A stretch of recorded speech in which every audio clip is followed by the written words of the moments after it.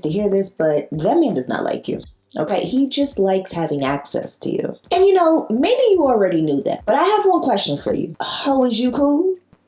Because traditionally speaking, relationships are supposed to be based off of love, values, and character, and most certainly understanding. But it seems like nowadays, people are getting into relationships for clout, fame, money, and all other types of material things. Yo, letting someone dog you out for some Chanel is crazy work.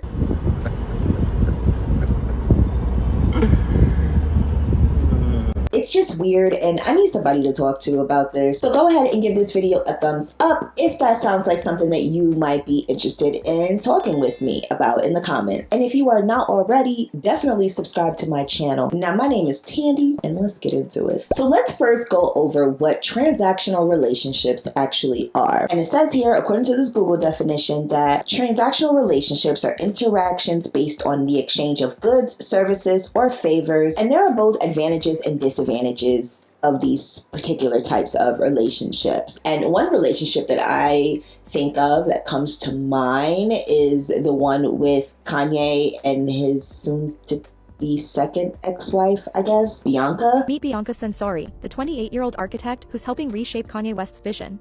Born in Melbourne, Australia, Bianca isn't just working behind the scenes. She's the mind behind some of Yeezy's most iconic designs. From her degree in architecture at the University of Melbourne to marrying the music mogul himself in 2023, Bianca is much more than just a muse. She's a powerhouse in her own right, mixing style with structure, and making her mark in the world of high fashion and design. I don't know if you guys saw the whole drama, I guess, that went down with them at the Grammys, the recent Grammys this year. I can't show the pictures on YouTube, but they are out there floating in the good old internet. I'll try to insert like a brief clip, but you cannot tell me that this man did not make her do this, okay? She literally looks at him and is like, no, I don't want to do this. Please don't make me do this. Like, that's the look that it gave, you know? I just felt so bad for this girl. Granted, she's a willing participant, okay? Because she pursued this man knowing that he has degenerate behavior. I just felt so bad in that moment for her, though, as a woman, you know, woman to woman. I felt bad because it's like, does she not have control over how she leaves the house and what she chooses to wear? Like, Bianca, blink twice if you need help. And I don't care what anyone says, that Mr. West is diabolical in more ways than one. The relationship gives transactional when you see Kanye go on raging Twitter rants and saying that he has dominion over his wife and that she cannot do anything without his approval. This was all, of course, in response to the backlash and heavy criticism of the couple's Grammy stunt. And yes, I'm calling it a stunt because there is no way that you're gonna convince me that wasn't for publicity to feed the ego of Kanye. So between that and the rumored arrangement details that the pair allegedly have, you can pause to read the screen if you care, but yeah, I'm concluding that this is a transactional relationship. I said what I said, moving on. Have a nice day. Clear the way. Breaking news, Kanye West and Bianca Censori have allegedly split up. Amen.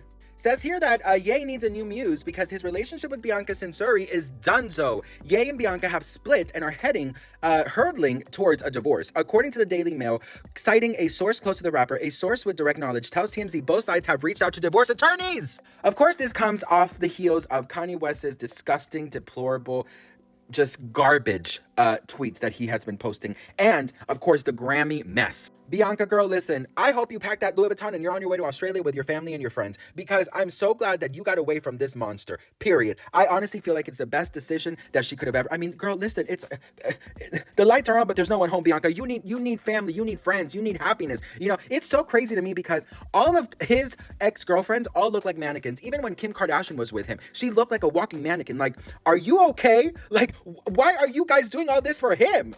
Is he worth it? Girl, no, he is not. I feel like in society today, transactional relationships are just praised. I don't know why, what the rhyme and reason is, how we got away from traditional values, but it's some way or another we're here, right? Another person that I feel kind of normalizing these transactional relationships is Sheer7. Men like toxic, sprinkle, sprinkle. Young ladies, I'm going to tell you one thing that's going to help you forever. Think with your head, not with your heart, when it comes to men.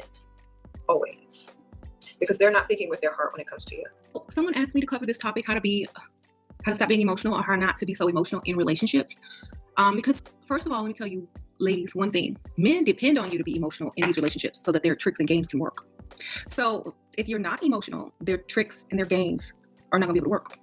I would never cry over a man unless they died, didn't leave me no money. And Shira 7 is a unique case in her own right, because while I think that some of her messaging is good, I do think that some of it is also problematic. And I do feel like she does advocate for sprinkle culture, which in my opinion is advocating for transactional relationships. And it just breaks my heart to see that we as a society have become so far removed from the emotional labor that comes with being in relationships. And I don't even mean love interest. I mean all relationships, whether friend, lover, all of that in between, right? And this next video that I'm about to show you guys really just honestly speaks to the culture of society right now. Let's take a look. Being that I'm 4 years over 30 and 6 years from 40, I am so okay with being a resource and not having a relationship with everybody. I'm okay with being a resource. I can handle transactional relationships because I would much rather you come to me telling me what you want with me than trying to do life with me to get what you want. I can pass on it. I don't need it. It's okay. We don't have to be everybody's friend. Do y'all hear me? You can still thrive without being connected to any and everybody, okay? Trying to keep up with all these people, trying to keep up with all these birthdays and these events and all these things, support. You can't do that. You're not going to be able to be everybody's friend. You're tired because you're trying to be more than a simple resource. You're trying to make them more than a simple resource. You don't need to be connected to everybody like that. It's okay. Everything doesn't need depth, okay? Everything does not need that. Every relationship, every connection you have, it doesn't. And it's okay. Learn how to be a resource. Be okay with having resources, okay? It doesn't mean that you're using them. It does not mean that they're using you maliciously or anything like that. It just is what it is. It's okay to have transactional relationships, and we need to embrace those relationships in 2025 if we're going to actually thrive. All right. I didn't rhyme. That's it. Now, y'all, this video gave me so many mixed emotions when it came across my FYP because, for one, the comments, okay? When the first comment on this video reads, "This is so mature," you know we got to dig a little bit deeper into this topic. Whether transactional relationships should be normalized really kind of depends on the context. I can certainly understand why a transactional relationship can seem appealing to some individuals, because in a lot of situations, people are just doing what they need to do to survive. Because, I mean, if it's clear and efficient, then why not, right? Users like B. Alice agrees in the comments by saying, "I think if people understood this more, we wouldn't hear as many failed friendship stories. Know your assignment and move accordingly." That seems very much, in my opinion, like military thinking, just seeing things as like black and white, or seeing things as, you know, everybody serves a purpose. And while I do think that there is some validity to that statement, I feel like having this mindset really operates your relationships, friendships, all of those relationships. Again, I'm not going to keep saying that throughout this video, but I just wanted to throw that in there one more time. Having that mindset going into relationships, I do feel like your relationships are more business oriented, because in the workplace, it makes sense for things to be transactional, right? I help you, you help me, I scratch your back, you scratch mine, because that way you can focus on getting results without all the extra drama. So yeah, that can certainly seem appealing when dealing with relationships, right? Treat everyone like a coworker though,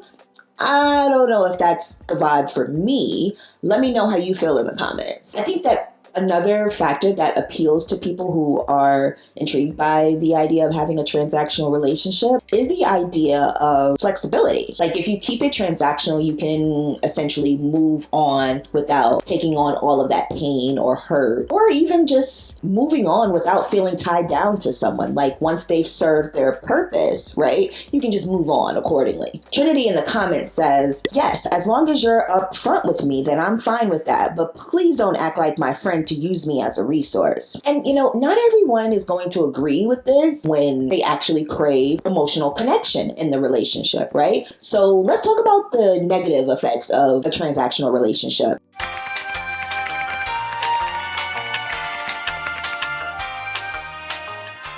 there's definitely going to be a lack of connection, because if we only focus on the transaction side of things, then we really lack that bond building, actually having an emotional connection with the other person, which essentially means we miss out on building real bonds and support systems. That can lead to trust issues. I know myself personally, I have felt like I've poured a lot more into relationships than the other person, and I feel like the thing that stands out most to me is the disappointment, because it's like, wow, I was genuinely like rooting for you. Like, we were all rooting for you, yet you let us all down, And that is, to me, a lot more traumatizing for me than anything else, is feeling like I gave more than I received. You don't want to keep extending yourself, and people are biting the hand that feeds them, essentially. That's not cool. Nobody wants to feel like that. It will literally send you on an emotional roller coaster, which, that's also another downside to having transactional relationships. Your emotional needs may not get met in a transactional relationship. Everybody needs some emotional connection. We are literal humans, okay? We crave that stuff. If you only deal in transactions, you might end up feeling empty. So I guess basically what we're saying here is that it's cool to have transactional vibes in certain situations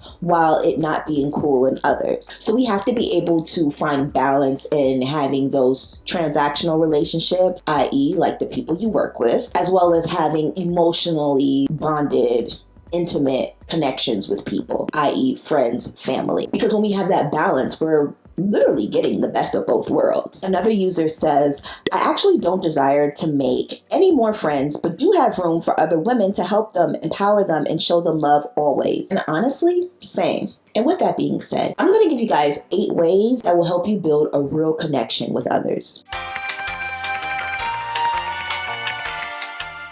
First things first, you got to keep it real, okay? Stop with the passive aggressiveness. Like, say what you mean what you say, okay? Be real, be authentic. That is how you build genuine bonds with people. Nobody likes a fake, nobody likes a fraud. Just be real. Keep it a buck.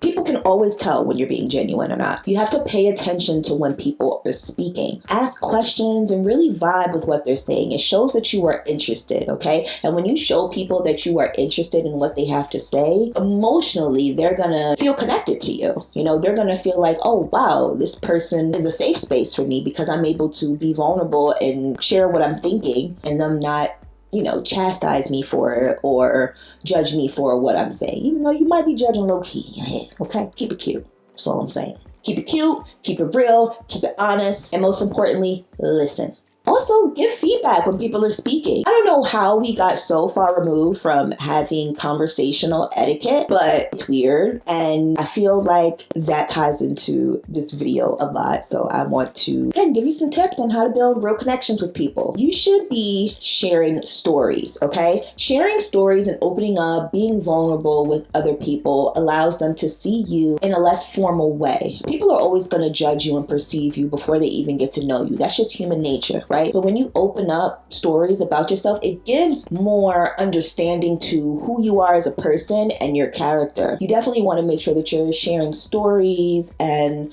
just relating to people. I know myself, when in conversation, talking to someone and I want to relate to them, so I tell them a story that I have that's very similar in a way, and then I try to remember, okay, but this original conversation was about the other person. So while that may be cool to do, it's good to always bring it back into the conversation about the person that you were originally talking about. Don't make it about you. It's okay to give your take, but also bring it back to that person. I know that's a big pet peeve of a lot of people. So comment down below if that's one of your pet peeves. When you're talking to somebody and they just make it about them. Like they give you a story and start telling them about themselves when it's like, I thought we were here talking about me. I don't get it. Let me know in the comments if that's one of your pet peeves. Another great way to build emotional bonds with people is to find a common ground. Find things that you guys both are interested in. That way you can have something to connect over, right? That's how you build your community, because you are surrounding yourself by people with like minds. So make sure that you are finding some common ground,